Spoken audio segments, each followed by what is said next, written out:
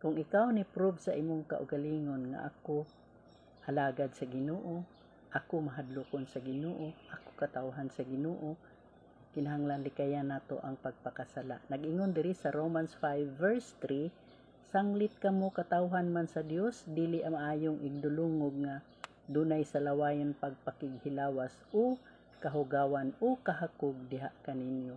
So dili gid siya maayo paminawon kung naa ta ana nga kinaaya. Tungod kay kita mao'y gilantaw sa mga tao nga wa pa nakaila diha sa Ginoo.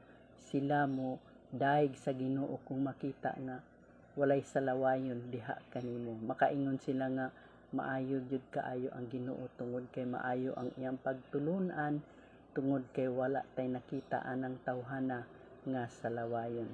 So mahimaya ang Ginoo sa ilang kinabuhi tungod kanimo.